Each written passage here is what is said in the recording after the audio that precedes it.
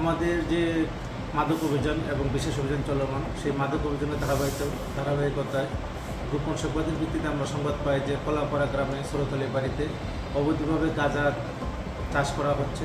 উক্ত সংবাদের ভিত্তিতে আমাদের বিশেষ অভিযান পার্টি গতকাল রাত্রে বাড়িতে অভিযান পরিচালনা করে প্রায় 5 ফুট লম্বা অনুমান 4-5টা গাছ উদ্ধার করে, এবং যার ওজন কাঁচা অবস্থায় 3 কেজি 700 গ্রামের মতো হয়েছে। তো আমাদের এই অভিযানের আলোকে একজনকে গ্রেফতার করি এবং আমাদের এই মাদক অভিযান এবং উদ্ধার অভিযান অব্যাহত আছে।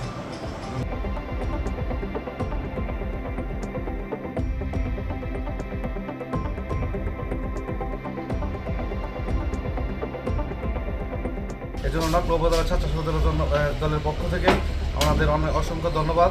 আমি চাই প্রশাসনকে আমরা সহযোগিতা করব। এই নকলা নাইলতেবাড়িকে একটু মাদক মুক্ত করতে পারলে আমাদের জননেতা ইঞ্জিনিয়ার ফাহিম চৌধুরীর সুনাম অর্জন হবে। আমরা এই অব্যাহত রাখবো। যারা মাদক কারবারি আছে সকলে সহযোগিতা করবেন মাদক কারবারিকে ধরে দেওয়ার জন্য, এবং মাদক সেবীকে যারা মাদক সেবন করে এরা যেন এইসব দুষ্কৃতভাবে কাজ না করতে পারে এবং সমাজ ভালো থাকতে এই সমাজকে রক্ষা করার জন্য আসুন সবাই মিলে আমরা এই সুন্দর সমাজ গড়ি এবং মাদক মুক্ত নকলা শহর গড়ি, নকলা উপজেলা গড়ি। বাত ব্যথা, প্যারালাইসিস কিংবা আর্থ্রাইটিস, আধুনিক ফিজিওথেরাপি ও পুনর্বাসন চিকিৎসায় নির্ভরযোগ্য নাম ডিপিআরসি।